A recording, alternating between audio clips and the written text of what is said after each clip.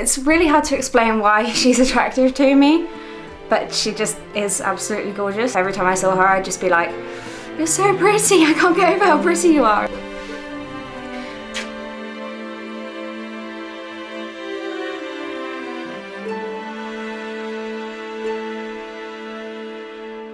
Hi, my name is Debbie Louise Cannon. I'm 43 years old and I'm a transgender lesbian.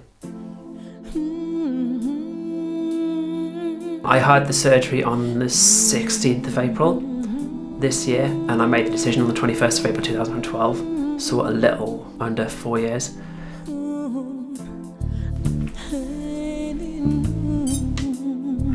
It's really weird to go back and seeing how much I've changed. Like, you look at the most recent photo, which was then. That was a few days ago. I'll show you photos of me when I first took my wigs off. Look how different I look. It's crazy. Looking at my past, I've tried everything I can to be a man, but none of it's worked.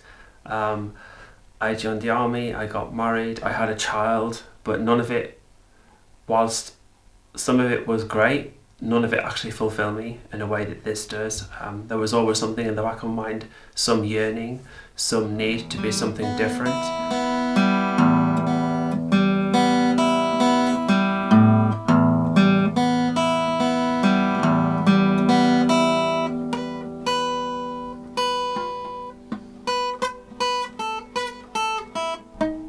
It's horrible to say this, and I feel pain to say this by my mum. 4 years now of this, and she's not really acknowledging who and what I am. I've written her a letter, a really, really long letter. I hope that she would be happy for me. She said stuff to me like, don't turn up here like that. Like, she doesn't want me to go there and stuff, and I just...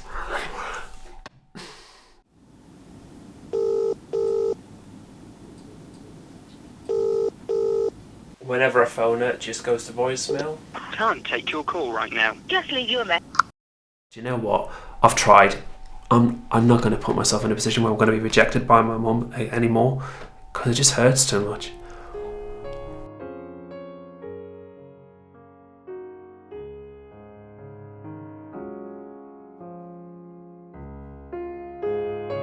Ultimately, if your happiness means that your parents or family are going to reject you, as much as that hurts, that's their problem. It's not your problem. You have a duty to be true to yourself. Otherwise, you're going to live a life and be miserable. My daughter, I told her about my transition when she was 7. So she was still quite young. She's been amazing, fully supportive throughout my transition, and like, the more time she spends with me, the better relationship we have. We talk about being happy and about living authentically and about being true to yourself and stuff, and she understands it, she gets it totally. What more could any parent ask for? Is to be accepted, you know, in this situation anyway. And like, she asked me the day before, she goes, what are your favourite languages? And I said to her, well, I love Spanish and French and Italian, but also most of the world speak Mandarin Chinese. So like, she wrote down the word transgender in each of the languages as well. There was one occasion in the car we're driving along, it was October, I think not last year, but the year before, and she goes, I love Debbie more than I love, and she said the old name, and I said, darling, you don't have to say that. And she goes, but I do, because you're happy. And I was like, so kids get it, they're not stupid.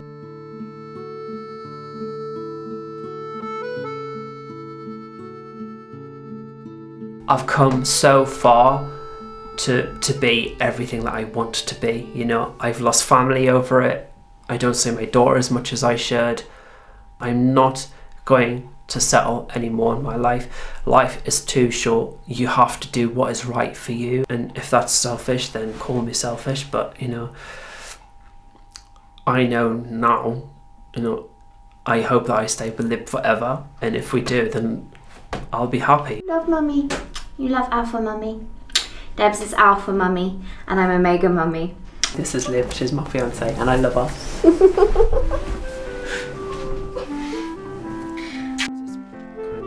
Yeah. It's back on us a bit. You should wear it more. Well, yeah, now my breasts are Yeah. fantastic. Yeah, well. They are fantastic. Thanks. If it's to play gender family is about love, support, respect. Yeah, the kind of thing that makes a family. It shouldn't matter. Even if they've done horrible things, you still love them. I mean, you're not just going to be able to just go, that's it, I don't love you anymore. It doesn't get turned off.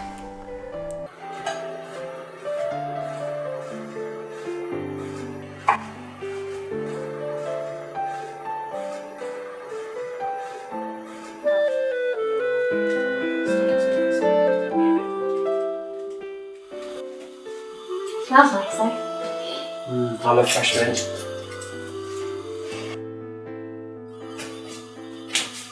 What?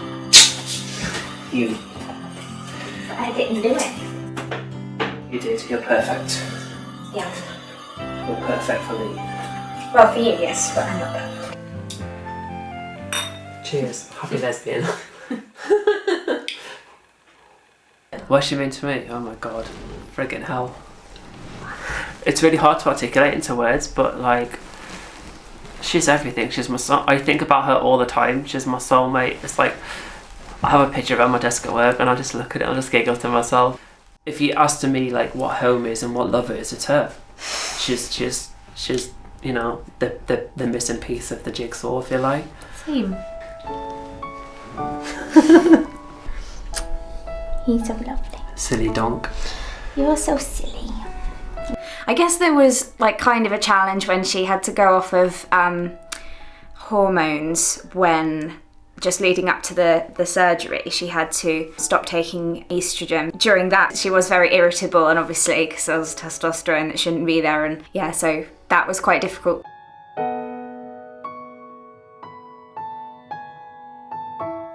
But I wasn't worried because I knew James was a brilliant doctor and he would help us through the procedure. I'm James Bowring. I'm a consultant urologist or urological surgeon by trade, but I have a particular interest in gender reassignment, and I do about a third of the gender reassignment operations that are currently going on in the male to female, at least in Britain at the moment. People had to get through at least a year, and it's usually longer, being seen by gender specialists. They have to have treatment with hormones, which has to be successful in terms of the patients actually find it satisfactory. They have to go out and live full time in the chosen gender. Probably the most difficult thing they have to do is the maintenance. They've got to dilate the vagina. I make a hole which goes on up through one of the most powerful muscles in the body. It's painful, it's difficult, but they've got to do it, because if they don't, the vagina shrinks down. The pain is unbelievable. I've never experienced pain like it. For scale of 1 to 10, it was about 15. Honestly, it really, really hurt. First few weeks, especially like from being home and stuff, all the nerves start reconnecting. And it's, if you can imagine someone with a pair of pliers pulling your flesh and doing that, but with electrical pulse going through them, that's kind of what it felt like. It was like nipping pains like that. I still get them occasionally now. I'm still on pain relief. They said it can take up to 6 months to recover fully. People talk about chronic pain and how debilitating it is. I can kind of relate to it a little bit because of what I've gone through. But to be in pain all the time, it's quite depressing, really. But yeah, the first kind of 3-4 weeks were horrendous. Like, I was in quite a low place. I was like, why have I done this? Kind of regretted it for a little bit, I'll be honest. I'll own that. But now I don't. The most amazing moment for me after surgery was I could stand in the mirror and look. It was gone. It's like it all matched and I just lost it. I was just crying. I like to share my transition with people because it's an awesome journey, and why not share it? I've set up a support network where anyone from the community can contact me if they're struggling in any part of their transition or identity and look for help. I think I have a social and moral duty to kind of share my identities because people need to see trans is normal. I've had kids contact me. They've got to such a level of desperation where they're considering taking their own lives because they don't feel that they're ever going to fit in, or they don't feel their families are ever going to love them, or they're not really, sure which way to go. I feel sorry for them, I really do. But that's why I do what I do. I mean, if I can help one child have a better experience and to not go through all the anxiety issues and stuff, then it's worth doing it. I put this quote on Instagram because I feel it's one that resonates with me. When you're born in a world you don't fit in, it's because you were born to help create a new one.